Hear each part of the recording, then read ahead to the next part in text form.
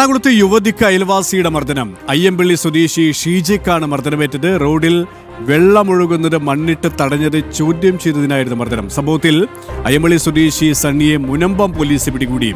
ഇരുമ്പ് ചൂല് കൊണ്ടുള്ള ആക്രമണത്തിൽ ഷീജയുടെ കഴുത്തിന് ഗുരുതര പരിക്കേറ്റു. ഇവരുമായി നിഷ ദിലീപ് ചേരുകയാണ്. നിഷ, ഒരു വാക്കേറ്റം തന്നെയാണോ ഇത്തരത്തിലുള്ള ഒരു ക്രൂരമായ മർദ്ദനത്തിലേക്ക് കലാശിച്ചത്? യുവതിയുടെ ആരോഗ്യനില ഇപ്പോഴെങ്ങനെയാണ്?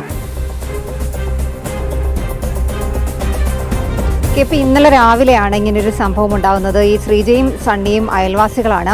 ഈ നല്ല മഴയാണ്, അപ്പോൾ റോഡിലൂടെ വെള്ളം ഒഴുകുന്നുണ്ട്. ഈ സണ്ണിയുടെ വീടിന് മുന്നിലുള്ള വെള്ളം ഒഴുകി വരുന്നത് ശ്രീജയുടെ വീട്ടിലേക്കാണ്. ശ്രീജ ഇന്നലെ വീടിന് മുന്നിലേക്ക് വെള്ളം വരുന്നത് കണ്ട് നോക്കിയപ്പോൾ സണ്ണി അവിടെ മണ്ണിട്ട് ഈ വെള്ളം തടഞ്ഞ് നിർത്തിയിട്ടുണ്ട്. അപ്പോൾ ബാക്കി വെള്ളം മുഴുവൻ ശ്രീജയുടെ വീട്ടിലേക്കാണ് ഒഴുകി വരുന്നത്. അപ്പോൾ അത് ശ്രീജ ചോദ്യം ചെയ്തു. ചോദ്യം ചെയ്യുമ്പോൾ നമുക്ക് ആ ദൃശ്യങ്ങൾ കാണാം. ശ്രീജയെ കൂടാതെ ആ ദൃശ്യത്തിൽ മറ്റൊരു സ്ത്രീ കൂടിയുണ്ട്. അത് അവരുടെ വാർഡ് കൗൺസിലർ. തുടരുക, നമുക്ക് ആ ദൃശ്യം ഒന്ന് കണ്ടുവരാം. വീടിന്റെ മുൻവശം എന്ന് പറഞ്ഞാൽ അവിടെ വരില്ലല്ലോ. റോഡിലേക്ക് ഞാൻ ഒരു ഇഞ്ച് കയറിയിട്ടില്ല. രണ്ട് വീടിന്റെ റോഡിലേക്ക് കയറില്ല. ഞാനിത് പണ്ടേ നിങ്ങൾക്ക് ഞാൻ പണ്ടേ ഇവിടെ ഒരു സാധനം ഇടാറില്ലേ, അതിപ്പോ ഹൈറ്റ് കൂട്ടിയെന്നുള്ളൂ. ആ ഹൈറ്റ് കൂട്ടുമ്പോ അപ്പൊ ഇവിടെ എന്താ ചെയ്യണ്ടേ? ഇവിടെ എന്താ ചെയ്യണ്ടേ? അപ്പൊ ഞാൻ ഇഷ്ടമതിനകത്ത് കയറി വന്ന് താൻ എന്നെ കൈവച്ചതാ. പിന്നെ ഞാനതിന് നിന്നേരാത്തോണ്ടല്ലേ. പല തവണ വന്ന് താൻ എന്നെ ഉപദ്രവിച്ചിട്ടുണ്ട്. വീടിന്റെ മുൻവശം എന്ന് പറഞ്ഞാൽ അവിടെ വരില്ലല്ലോ. നിഷ, തുടരാം. ഈ പറഞ്ഞതുപോലെ തന്നെ ചെറിയൊരു വാക്കേറ്റമാണ് ഇത്തരത്തിലുള്ള അതിക്രൂരമായ മർദ്ദനത്തിലേക്ക് കലാശിച്ചത്. ഈ ആരോഗ്യനില എങ്ങനെയാണ് യുവതിയുടെ?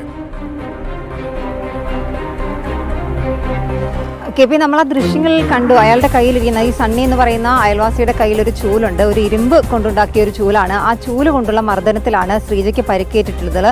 ശ്രീജ ഒരു കലാകാരി കൂടിയാണ്. ശ്രീജ ഒറ്റയ്ക്കാണ് അവിടെ താമസിക്കുന്നത്. അപ്പോൾ ഇങ്ങനെ വെള്ളം ഒഴുക്കി വിടുന്നതുമായി ബന്ധപ്പെട്ടുള്ള തർക്കം അത് ചോദ്യം ചെയ്തു. അതും കൗൺസിലറുടെ സാന്നിധ്യത്തിലാണ് ചോദ്യം ചെയ്തത്. വനിതയായ ഒരു കൗൺസിലർ കൂടി ഉള്ളപ്പോഴാണ് ശ്രീജയ്ക്ക് നേരെ അയൽവാസിയായ സണ്ണിയുടെ ഇത്തരത്തിലുള്ള ഒരു ആക്രമണം ഉണ്ടാകുന്നത്. ആ ഇരുമ്പ് ചൂല് കൊണ്ട് ശ്രീജയെ മർദ്ദിക്കുന്നതിൻ്റെ ദൃശ്യങ്ങളാണ് നമ്മൾ കണ്ടത്. അത് അവർ കൈ കൊണ്ട് തടഞ്ഞു. ഈ കൈ കൊണ്ട് തടഞ്ഞില്ലായിരുന്നെങ്കിൽ അവരുടെ കഴുത്തിൽ വലിയ മുറിവേൽക്കുമായിരുന്നു. ഇപ്പോഴും കഴുത്തിന് മുറിവേറ്റിട്ടുണ്ട്. ഇവർ ആശുപത്രിയിൽ ചികിത്സ തേടിയിട്ടുണ്ട്.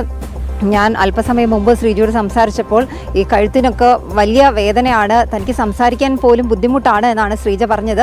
എന്തായാലും ശ്രീജ പോലീസിൽ പരാതി നൽകി. മുനമ്പം പോലീസ് കേസെടുത്തെങ്കിൽ പോലും സണ്ണിയെ ചോദ്യം ചെയ്യാനോ വിളിപ്പിക്കാനോ ഒന്നും തയ്യാറായില്ല. പിന്നീട് ഈ സംഭവം വലിയ വിവാദമായതോടുകൂടി ഇത് സോഷ്യൽ മീഡിയയിലടക്കം ശ്രീജ പങ്കുവെക്കുകയും ചെയ്തു. ഇത് വലിയ വിവാദമായതോടുകൂടിയാണ് മുനമ്പം പോലീസ് ഈ സണ്ണിയെ അറസ്റ്റ് ചെയ്യാൻ തയ്യാറായത്. എന്തായാലും സണ്ണിയെ പോലീസ് കസ്റ്റഡിയിലെടുത്തിട്ടുണ്ട്. സണ്ണിയെ ചോദ്യം ചെയ്യുന്നുണ്ട്. ശ്രീജയുടെ മൊഴി രേഖപ്പെടുത്തിയിട്ടുണ്ട്. ശ്രീജ പറയുന്നത് നിസ്സാര വകുപ്പുകൾ ചുമത്തിയാണ് ഒരു സ്ത്രീയായ തനിക്കെതിരെ ഇത്തരത്തിൽ വലിയ ആക്രമണം, അതും പല ആളുകളും അയൽവാസികളടക്കം നോക്കി നിൽക്കുമ്പോഴാണ് ഇത്തരത്തിലുള്ള ഒരു ആക്രമണം ഇയാളുടെ ഭാഗത്തുനിന്ന് ഉണ്ടാകുന്നത്.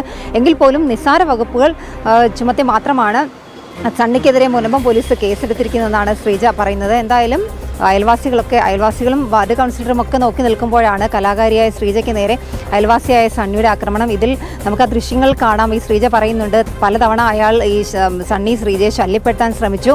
ഞാനത് മറ്റുള്ളവരുടെ മുമ്പിൽ വെച്ച് പറയും, എൻ്റെ ഫോണിൽ അതിൻ്റെ തെളിവുകളുണ്ട്. അതൊക്കെ പറയുമ്പോഴാണ് ഇത്തരത്തിലൊരു വലിയ ഒരു ആക്രമണത്തിലേക്കൊക്കെ ഈ സണ്ണി പോകുന്നതും. അതും നമുക്ക് ഈ ദൃശ്യങ്ങൾ കാണാവുന്നതാണ്. കെ.പി.